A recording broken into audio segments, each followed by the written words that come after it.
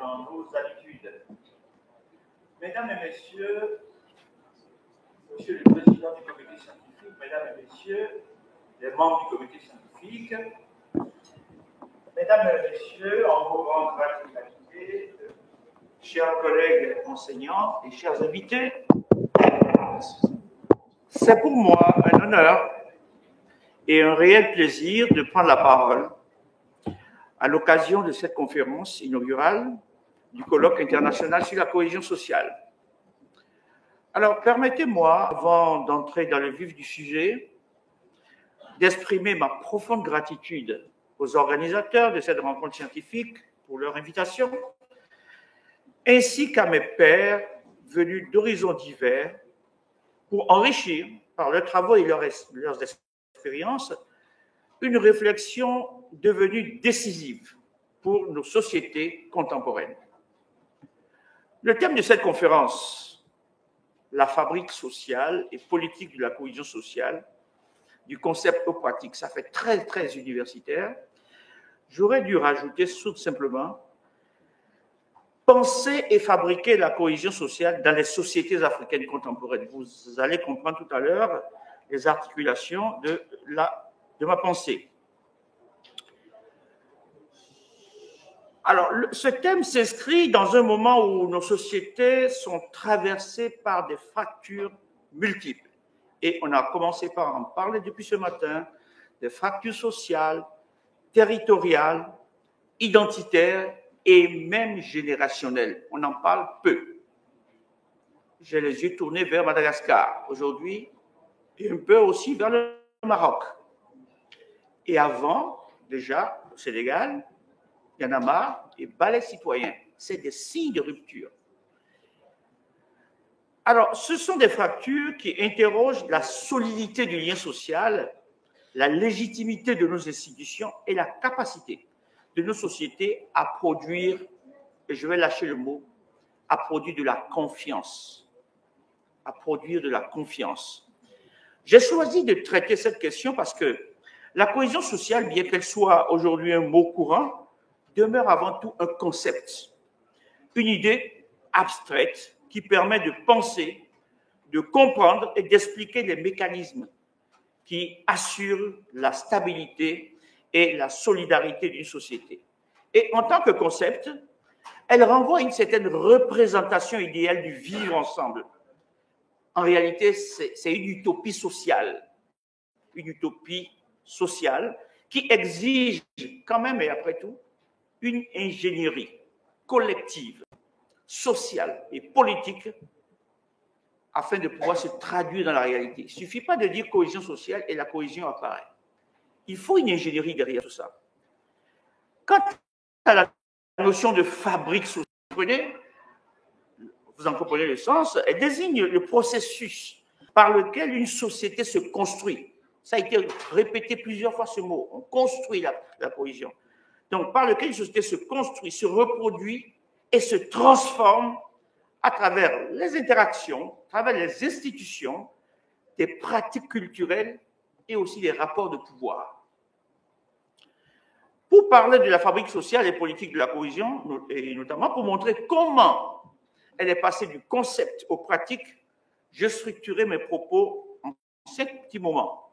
Le premier, je vais faire un bref rappel historique des origines du concept lui-même, parce qu'il faut que vous sachiez d'où vient ce concept, comment il est né. Et je vais essayer de regarder la vie sociale et politique de ce concept. C'est comme les instruments. Quand ils sont fabriqués, ils ont une vie sociale. Il en est de même pour les idées, une vie sociale et politique. Les usages que l'on en fait au plan social et au politique. Je vais insister sur un point. Ce concept garde toute sa pertinence dans le contexte africain. Et vous en rendrez compte tout à l'heure dans le cours de mon exposé. Et pour cela, ça demande une ingénierie de la paix. Bien, une ingénierie de la paix fondée sur la cohésion sociale. Enfin, je vais pouvoir parler avec vous de ce que c'est que fabriquer la cohésion sociale dans nos contextes africains. Alors, Je reviens à la dimension historique du concept. Alors, pour comprendre la cohésion sociale, il faut remonter à son origine dans la pensée sociologique. Je suis désolé, je suis sociologue, et dès que vous parlez de cohésion sociale, vous interpellez tout sociologue et vous êtes obligé de boire un peu de sociologie, sans que je ne veuille faire de vous des sociologues. Mais il est impératif de rappeler que c'est à Émile Durkheim, père fondateur de la sociologie moderne, que l'on doit d'avoir transformé une préoccupation morale, celle du désordre social, en un objet scientifique. Quel en fut le contexte? À la fin du XIXe siècle, l'Europe connaissait de profondes mutations. Industrialisation, urbanisation, mobilité sociale, déclin de l'influence religieuse. Alors, ces bouleversements ont engendré un sentiment de désagrégation. Et les philosophes sociaux de l'époque parlaient de crise morale.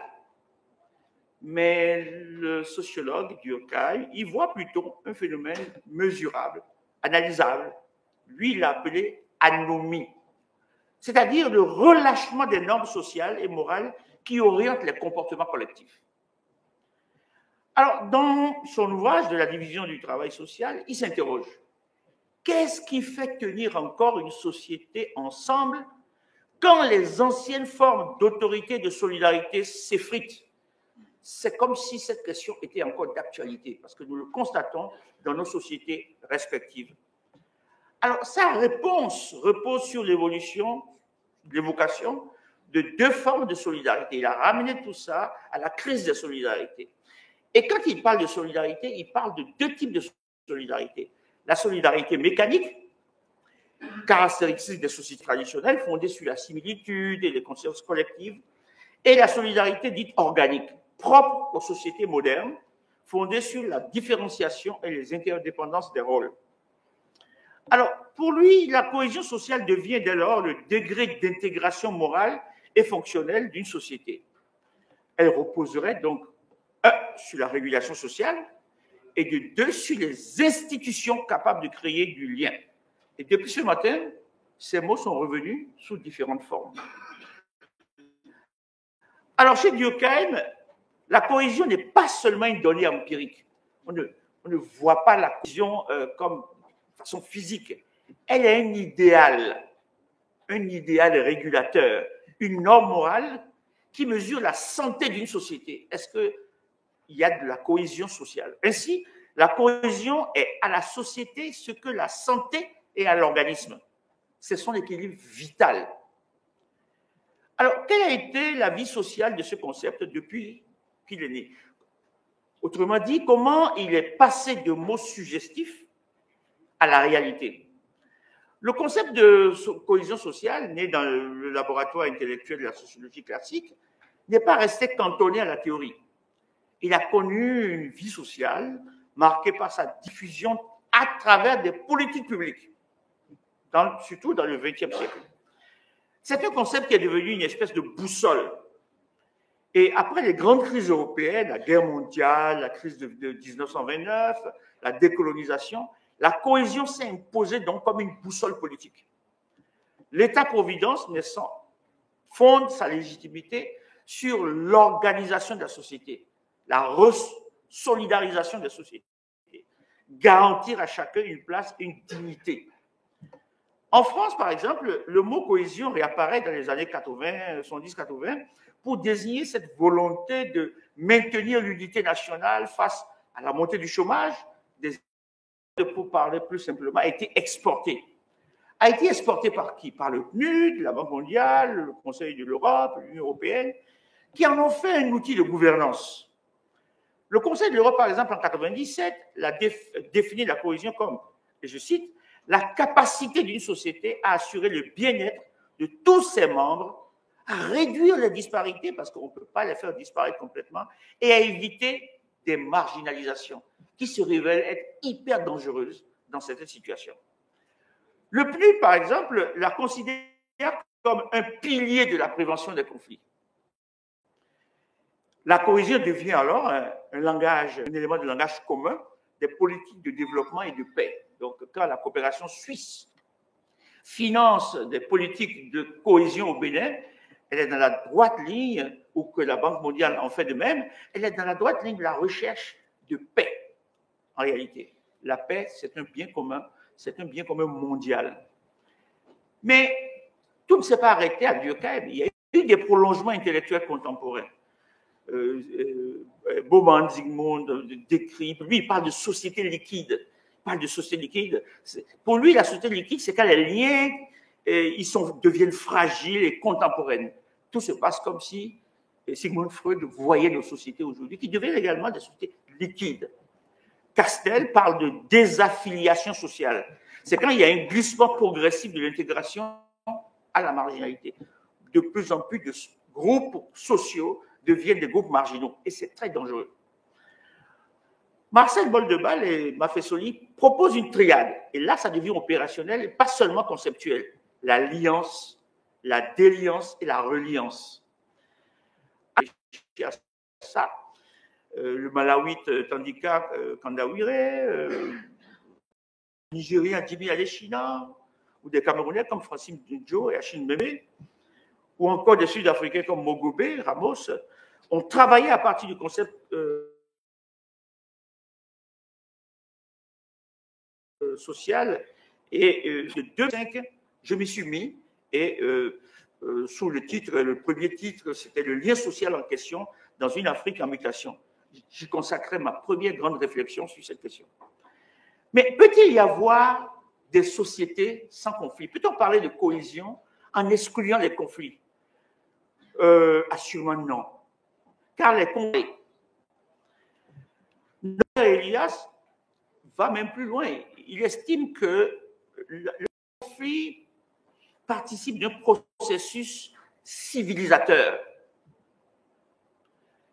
Alors, vous comprenez alors que le conflit révèle les fractures, mais peut produire aussi du lien s'ils sont bien régulés. Une société sans conflit n'est pas pacifique. Elle est tout simplement sans vitalité politique. La paix n'est pas du tout l'absence de désaccord, mais c'est plutôt la capacité à organiser, à l'organiser. Maintenant, revenons dans le contexte strictement africain, au-delà des concepts. Pour dire qu'en Afrique, la question de la cohésion sociale n'est pas un luxe intellectuel. Si vous vous réunissez autant que vous êtes aujourd'hui pour en parler, c'est que c'est devenu une condition de survie politique et morale. Pourquoi? Justement parce que elle entre en résonance avec toutes les fragilités historiques, même le slammer en parlait. Elle entre en résonance avec toutes les fragilités historiques et les dynamiques contemporaines de nos sociétés. D'abord, la cohésion est devenue un enjeu de reconstruction post-coloniale. Et ça va jusque-là. Et pourquoi? Parce qu'il y a des survivances de la colonisation à gérer. Parce qu'il y a des processus historiques de construction de nos sociétés qui contribuent à fragiliser encore plus les liens sociaux. Et aussi parce qu'il y a un certain nombre de défis contemporains. D'abord, prenons la colonisation. La colonisation a désarticulé les formes traditionnelles de régulation, chefferie, formes de communication sociale porteuses de parenté à plaisanterie, les solidarités lignagères. Elle a imposé la cohabitation de groupes aux trajectoires distinctes, sans mémoire commune. Bayard, selon Bayard, elle a créé ce qu'il a appelé une hétérogénéité institutionnelle. L'État moderne superposé aux structures locales. Achille Mbembe, lui, parle d'un État administrateur et un État coutumier qui coexistent sans vraiment se reconnaître, même s'ils tentent de se rapprocher. L'État postcolonial a prolongé ces fractures par l'exclusion politique et la centralisation de plus en plus autoritaire. Comme le souligne un politologue togolais, Komi Toulabor, le pouvoir s'est souvent réduit à un théâtre de l'extraversion où le clientélisme remplace la citoyenneté dans des contextes d'État patrimonialisés. Mais il y a aussi des fragilités qui sont historiques. Il y en a trois particulièrement. D'abord, les ajustements structurels qui ont détruit toutes les formes de solidarité publique. Les crises politiques et électorales qui ont miné et continuent de miner la confiance, les inégalités territoriales et générationnelles qui nourrissent beaucoup de ressentiments. Le générationnel, on en parle peu, mais vous avez l'exemple typique aujourd'hui à Madagascar et avant au Burkina, au Sénégal et même en Afrique centrale. Paulin Moutondi, paix à son âme, mettait déjà l'accent sur un paradoxe. Il disait que la modernité africaine promet l'émancipation, mais produit de l'exclusion.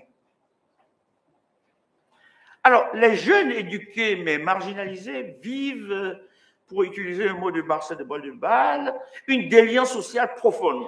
Ils ne se reconnaissent plus dans le contrat social tel qu'il existe. Ils sont en situation d'incommunicabilité avec leurs parents. Et ce vide est comblé par Instagram, Snapchat et TikTok, qui deviennent justement les sources premières de construction de leur imaginaire.